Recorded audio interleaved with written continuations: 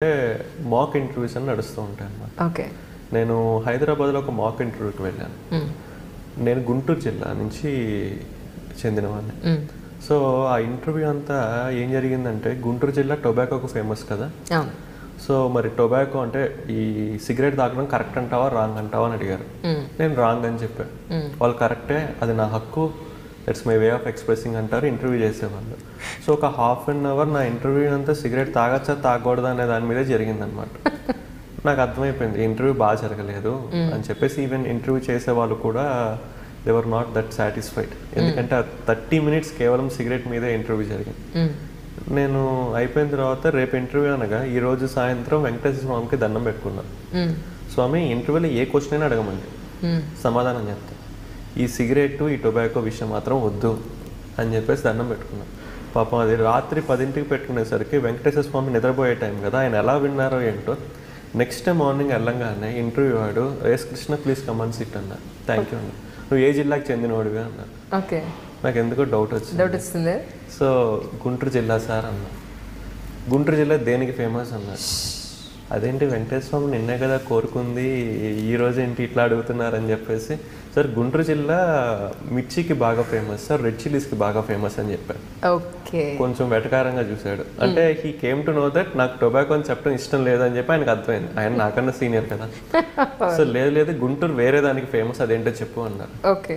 So ఇంకా నా note నుంచి టొబాకో అన్న మాట వాళ్ళు విందామని డిసైడ్ అయిపోయారు. ఇంకా నేనేం చేసేది లేదని చెప్పి, sir Guntur is also famous for tobacco అన్నా. రైట్. మరి ఫస్ట్ టొబాకో ఎందుకు చెప్పలేదు అన్నారు. అంటే ఇప్పుడు నేను దీన్ని కవర్ చేయాలి.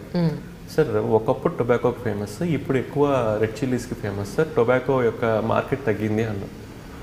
ఓకే సరే, అయితే నువ్వు గుంటూరు జిల్లా కదా, గుంటూరులో చాలామంది పొగాకు రైతులు ఉన్నారు కదా, నువ్వే గనక గుంటూరు జిల్లా కలెక్టర్ అయితే ఈ పొగాకును నిషేధిస్తావా ప్రమోట్ చేస్తావా అని అడిగారు.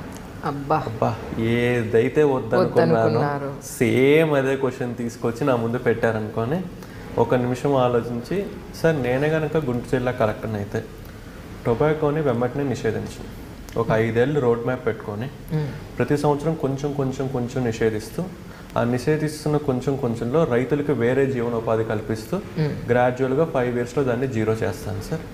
అండ్ అదే టైంలో పొగాకు తాగే వాళ్ళకు కూడా రీహాబిలిటేషన్ ప్రొవైడ్ చేస్తూ ఉంటాను. ఈ రెండింటిని ప్యారలల్గా తీసుకువెళ్తే కనుక మనం దాన్ని సస్టైనబుల్గా చేయొచ్చు.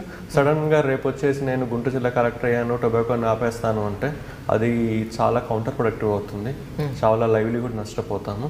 సో అందుకని ఫేజ్ వైజ్గా మారుస్తాను అన్న. సో ఎందుకు నేను ఈ సమాధానం చెప్పానో తెలియదు, బట్ ఈ సమాధానంలో వాళ్ళకేం కనిపించిందంటే ఒక మెచ్యూరిటీ. అంటే వీడు ఎడహాక డెసిషన్ తీసుకోడు, ఊరికే చేతిలో పవర్ ఉంది కదా అని చెప్పి ఇష్టం వచ్చినట్టు చేసాడు, ఆలోచిస్తాడు అన్న ఫీలింగ్ అనేది నేను 5గురిలో చూశాను అనమాట. సో దట్ ఈస్ వాట్ అప్పుడు అనిపించింది. కొన్నిసార్లు ఆ దేవుడే మనకి సపోర్ట్ చేస్తాడు అని చెప్పేసి. And I overcome. And A question అయితే వద్దనుకున్నాను ఆ క్వశ్చన్ వచ్చింది, బట్ అనుకున్న దానికన్నా నేను చాలా మంచి ఆన్సర్ చెప్పగలిగాను. ఓకే. అంటే మనం అడిగిన కోరికలు అన్నీ నెరవేర్చాలండి. మీకు ఒక్క విషయం చెప్తానండి. ఒక చిన్న పిల్లవాడు ఉన్నాడు, ఒక షాప్కి వెళ్ళాడు, 10 రూపాయలు ఇచ్చి నాకు సిగరెట్ ఇవ్వు అని అంటాడు. షాప్ వాడు సిగరెట్ ఇస్తాడండి. అదే ఒక తల్లి దగ్గరికి వెళ్ళి నాకు సిగరెట్ కావాలంటే ఏమంటుందండి, లాగ ఒక్కటి పెడుతుందండి చెంపపైన. అవునా కాదా? భగవంతుడంటే మనం అడిగిందల్లా ఇచ్చేవాడు కాదండి, గుర్తుపెట్టుకోండి. మనకి ఏది మంచిదో అది ఇచ్చేవాడు. కాబట్టి మనం ఎప్పుడైనా ఒకటి అడుగుతాం భగవంతుడిని, స్వామి నెరవేర్చలేదు అని అంటే ఆయన ఏదో లేనట్టో, ఆయన మనపైన కోపం ఉన్నట్టో కాదండి.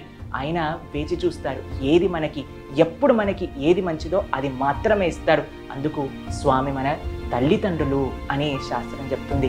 కాబట్టి మనం భగవంతుడి దగ్గరికి ఏ కోరికతో వెళ్ళాలి అని అంటే, నాకు ఇది కావాలి అని అడగండి, అయ్యా నాకేది మంచిదో అది చెయ్యండి అని అడగండి.